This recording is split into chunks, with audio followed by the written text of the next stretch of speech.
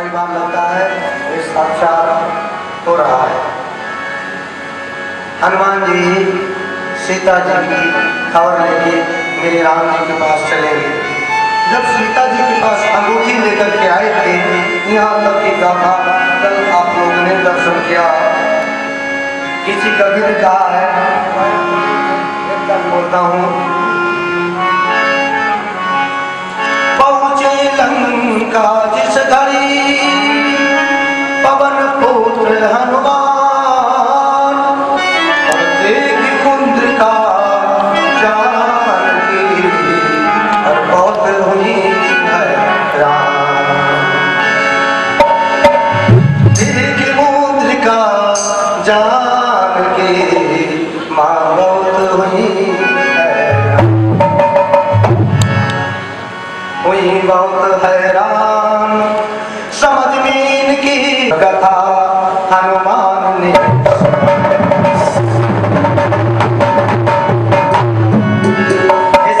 सुनाया। उसके बाद थोड़ा एक चर्चा में जाना पड़ेगा। फिर हनुमान जी ने क्या किया, फिर बुझा पूछ सागर में बजरंग बली, फिर बुझा पूछ सागर में बजरंग बली, लेके चूड़ामणि जब रवाना हुए, सिंधु को पार कर राम गए।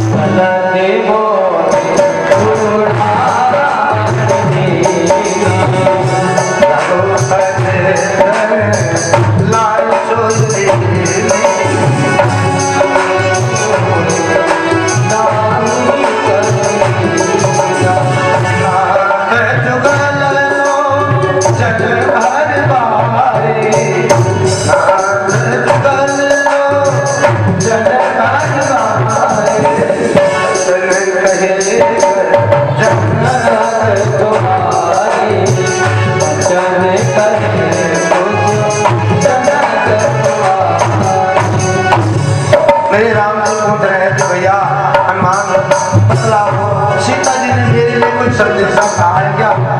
हनुमान जी की आंखों में आंसू है और क्या कह रहे हैं कि हे नाथ, आपने हमसे बात पूछा था। देखो एक ब्रह्मचारी जो ग्रह से बिल्कुल दूर हो, उसको पति पत्नी के वियोग की दुख का कैसे आभास हो सकता है? यहाँ पर मानो बतलाया गया है, आप एक दुखी से अपना दुख सुनाओगे तो अपने की दाद आने लग जाएगा। हनुमान जी बिल्कुल आजाद हैं इसी से, तो दूसरे के दुख को बड़े भाव से दर्शाए हैं। मेरे राम जी से कहे हैं कि जब मैं गया और आपकी मुद्रिका उनकी आगे मोर्चे में डाला, जिसको लेकर बहुत देर तक माता रोई, यहाँ तक कि उन्होंने अपने प्राण को कैसे रख रखा है, आपके नाम के रूपी किवाड़े लगे हुए हैं कि नाम पहाड़ू दिवस ऋषि ध्यान तुम्हारे कपाट, लोचन निज पद चंद्र जाए प्राण के बाट। आपके नाम रूपी किवाड़ चारों तरफ लगे हुए हैं, तो जाए प्राण तो कहाँ से जाए, लेकिन वो जानकी जी का शरीर केवल ढांचा बचा हुआ है और दिन रात ही आपके ही ध्यान में बैठी हुई है। उनकी दयनीय दिशा मेरे राम जी जब सुनते हैं तो हमारे आप संसारी मनुष्यों के लिए मानो एक सूचना दे रहे हैं। सुन सीता दुख प्रभु सुख है, प्रभु सुख है ना, भाई आए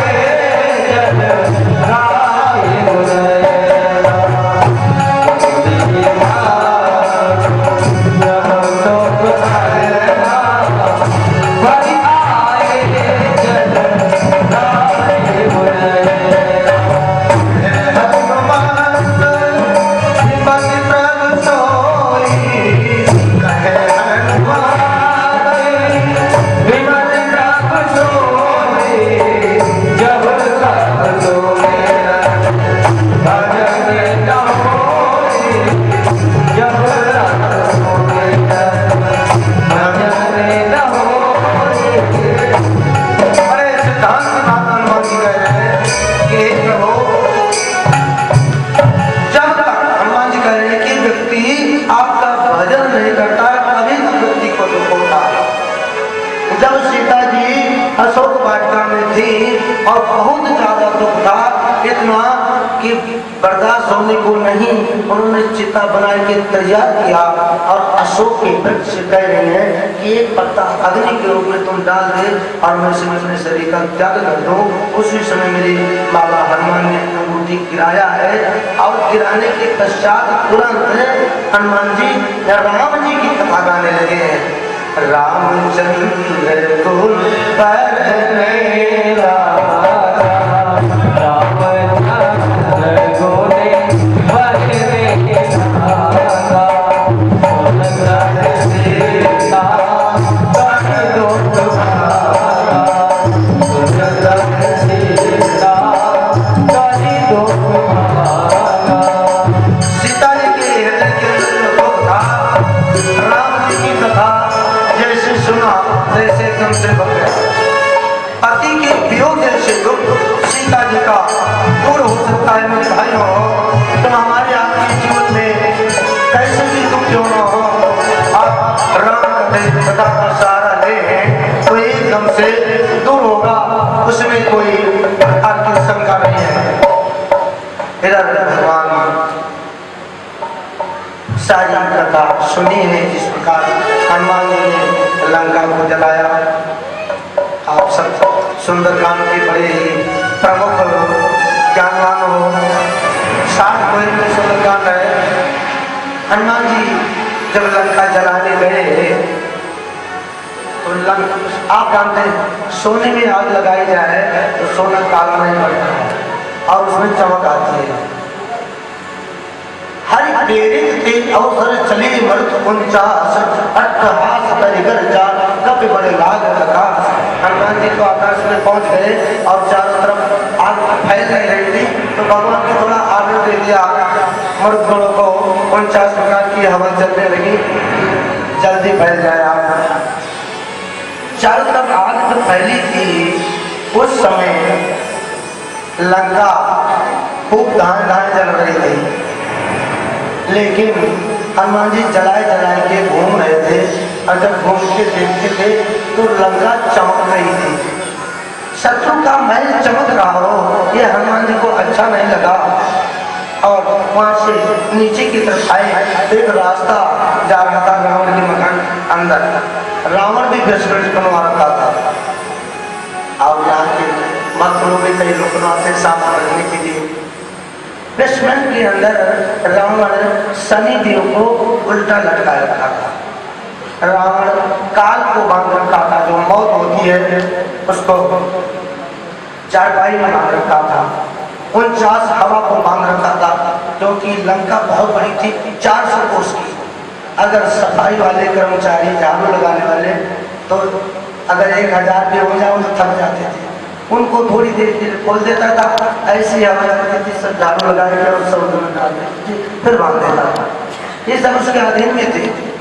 यक्ष कुबेर तो एक दिन शनि देव ने सोचा अब हमारी अंतर्दशा लगने वाली है, तो चल के मैं राम को बतला दूं कि थोड़ा सावधान हो। किसी के जन्म पते में अष्टम भाव में हो और उसके महादशा और अंतर्दशा राहु केतु या शनि की दोनों आ जाए तो बड़े परेशानी के दिन गुजरते हैं। ऐसा ज्योतिष में दिया गया है। रामायण में तो ज्योतिष है, लेकिन मैं अपने तरफ से 2-4 साल बताए दे रहा हूँ। हनुमान जी दान काल में सब ग्रहों के दान का भी समय आ गया है। सूर्य का दान, सूर्य निकले हैं उससे 48 मिनट के बाद तक दान करोगे तो पूरा फल मिलेगा। शनि देव वाले सुबह पहुंच जाते हैं, आप घर में रसोई चाय नहीं बनेगी, वो चिल्लाते हैं जय शनि देव। दान करने के समय 12 बजे बाद और कर रहे हैं सुबह 8 बजे, कहाँ से फायदा होगा। शत्रुओं का समय निर्धारित किया गया है। तो रावण ने कहा हमारा भाग्यफल तो तुमने बताया, हमारे दिन तो बुरे होंगे बाद में, पहले तुम्हें ही मैं ठीक कर देता हूँ। बस शनि देव को उठा के और लेके लोहे की जंजीर में बंधवा के उल्टा लटका दिया। 7 साल शनि देव वहां लटके थे। 7वां वर्ष जिस दिन पूरा हो रहा था मेरे भाइयों, उसी दिन हनुमान जी वहां पर पहुंचे। हनुमान जी अंदर गए और देखे वो लकड़ी जैसे 7 साल मिला खाने को न पीने को, वो सूख कर लकड़ी हो गए थे, केवल जान था।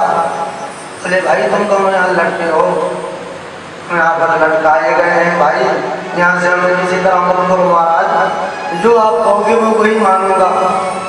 हनुमान जी ने उखाड़ा वहां से बोला उसे, बोले हम आए थे शत्रु की लंका जलाने, लेकिन ये बड़ी चमक चमक की जल रही है और तुम्हारा शरीर काला एकदम से हो गया है, तुम नजर मारो तो हो सकता है काला पड़ जाए। बोले ये काम हम अभी कर रहा हूँ, बस हमें छुड़ाए दो यहाँ से। शनि देव को निकाला हनुमान जी ने और उनको पकड़ के चारों तरफ घुमाया। जहाँ जहाँ शनि देव की दृष्टि गई वो सब लंका काली हो गई, रावटी बन गई। अब शनि देव हनुमान जी के चरणों में गिरे हैं और बोले महाराज आप हमारे ऊपर जो उपकार किए हो इसके बदले हम आपको क्या दे सकते हैं।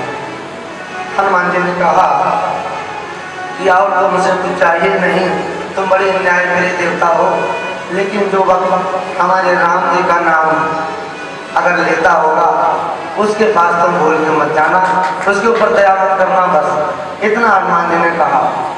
जो भक्त जन राम कथा सुनते हैं, रामायण का पाठ करते हैं, उनके शनि का प्रकोप कभी नहीं हो सकता, ये पक्की बात। तो हनुमान जी ने लंका पर दृष्टि डाली, सारा काला हुआ है और फिर हनुमान जी वहाँ से प्रस्थान किए हैं। राम जी के यहाँ जाके सारा सूचना दी गई है। अब विभीषण को भी तैयार कर आए हैं। विभीषण राम का नाम बहुत जपता था, लेकिन राम का काम नहीं करता था। हम आप राम राम गुप्त रूप से बहुत करें, लेकिन राम का कोई कार्य हो रहा हो, कोई आयोजन हो रहा हो, अगर उसमें हम मदद नहीं करते हैं तो राम जी की पूरी कृपा नहीं मिलती है। किसी भी रूप में प्रभु का कार्य हो रहा हो, उसमें कैसे ना कैसे कुछ ना कुछ हमारा उसमें मदद करें। विभीषण की कथा से आपको शिक्षा मिल रही है। विभीषण बोले कौन सा कार्य करूँ? बोले अब सीता का पता बताओ। विभीषण जी ने सीता का पता बताया है और हनुमान जी ने सारी सांत्वना दी है।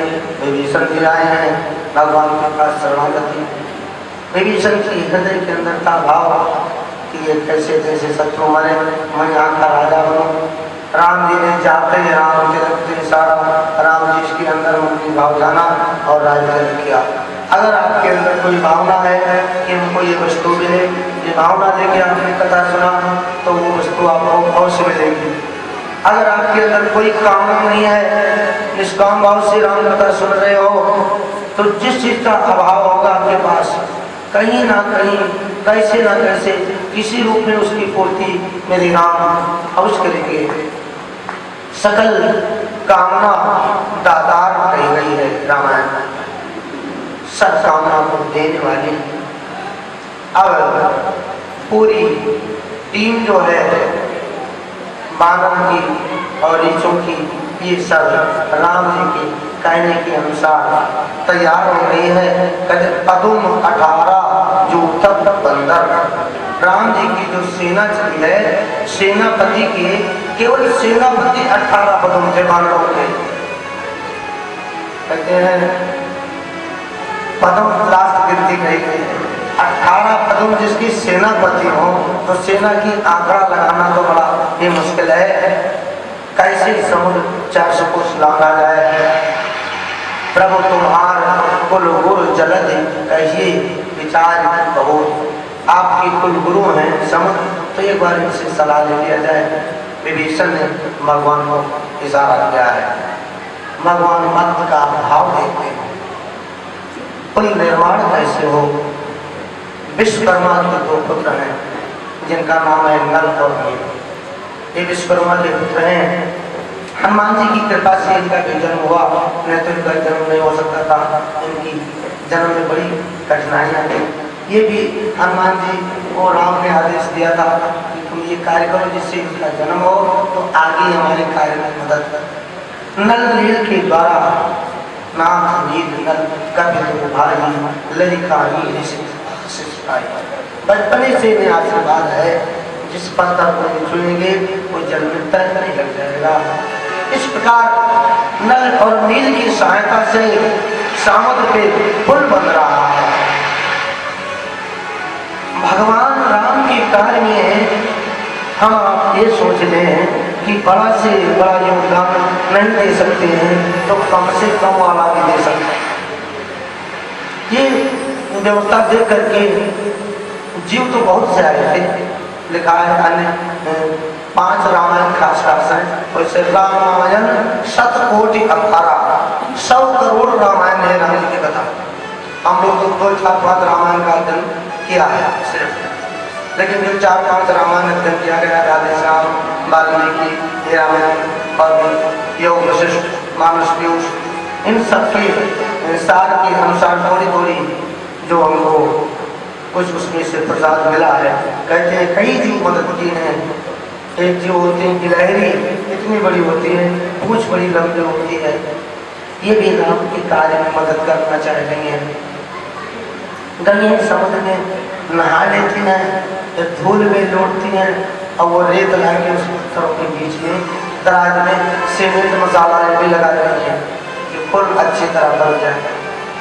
भगवान के कार्य में एक छोटा सा जीव मदद कर रहा है तो भगवान ने देखा दौड़ दौड़ के जाएगी रही है, थक गई होगी, ला उसके ऊपर मैं हाथ रख दूं। तो राम जी ने जब हाथ रखा तो हाथ सर के ऐसे हो गया, 3 उंगली की धार बन गई। अभी आप गिलहरी देखोगे उसके पीठ पे सफेद की दाढ़ी बनी हुई है। ये राम जी के हाथों की निशानी है इनकी गाड़ियों में। इस प्रकार भक्तों की और अन्य बहुत से जीवों के सहयोग से ये राम जी के उस पार करने के लिए बहुत ही पावन पवित्र पुल बन करके तैयार हुआ। जब पुल बनकर तैयार हुआ है तब क्या हुआ मेरे भाइयों, आप सब बहुत इस कथा को व्यवहारिक कथा समझ करके सुनना।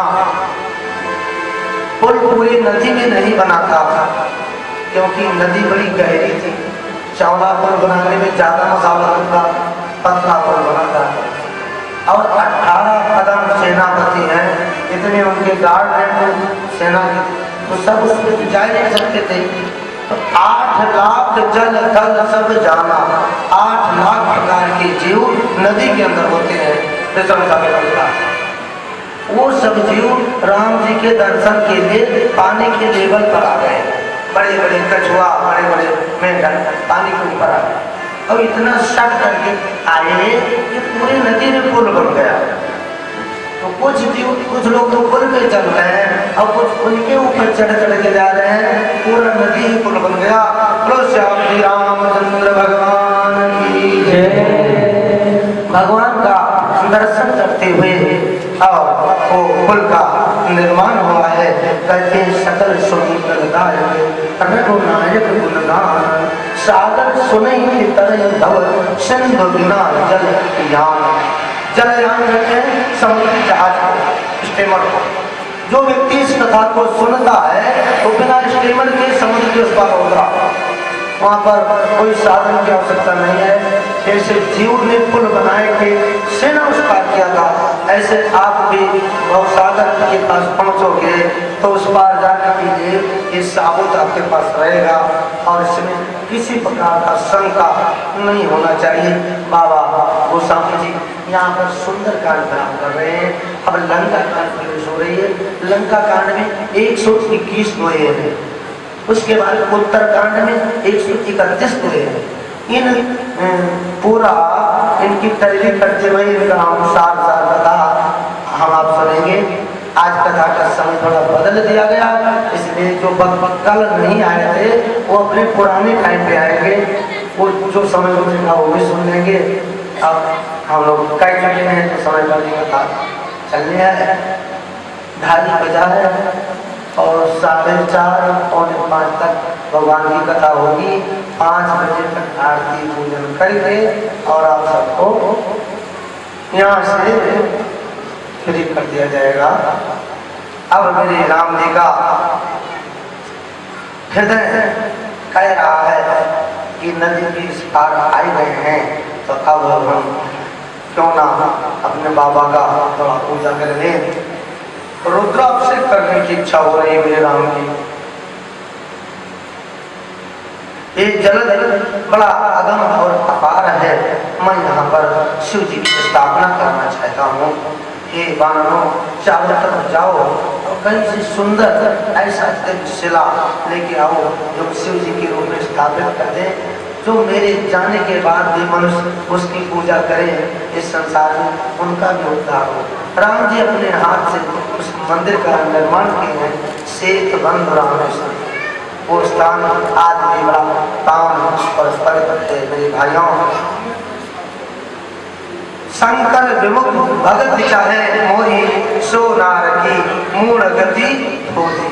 जो भक्त शिव जी से विमुख रहकर मेरा भक्ति करना चाहता है उसको उतना सफलता नहीं मिलेगी। इसलिए शिव की महिमा को मेरे राम जी ने यहाँ स्थापित किया है। हनुमान जी गए हैं और उसकी व्यवस्था करने के लिए इधर थोड़ा समय लेट लगा तो राम जी ने वहाँ की रेत मिट्टी का बागी शिवलिंग बनाएंगे और तैयार किए हैं। उस शिवलिंग पर गंगा जल चढ़ाने से क्या फल होता है? देखो, शंकर जी के ऊपर कोई भी शहद, कोई भी दूध, कोई भी दही चढ़ाने का वर्णन बाबा ने नहीं किया है। क्या है? तो केवल शुद्ध जल या गंगा जल।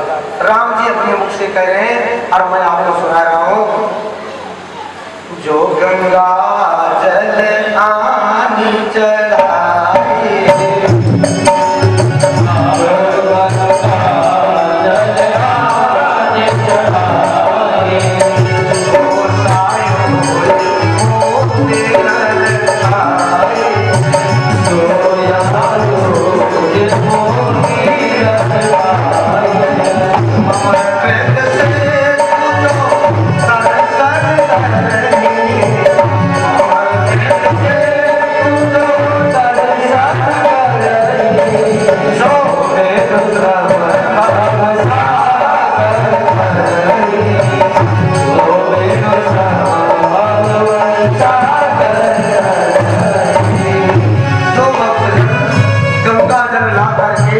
शिवलिंग में चढ़ाए ना वो सारी जो मुक्ति पाएगा। मुक्ति भी किस प्रकार की है? सारी जो मुक्ति, सार्वत मुक्ति और सार्वत, यानी सारी मुक्ति में बिल्कुल मुक्त हो जाएगा, आवागमन नहीं रहेगा और मेरे धाम में वैकुंठ में निवास होगा। और मेरे हाथों के द्वारा जो स्थापना हुआ है इस शिवलिंग का जो दर्शन करेगा उसके लिए तो करना है क्या है? अब राम जी की वाणी सुन करके भक्तों को बड़ा अच्छा लगा। राम बचन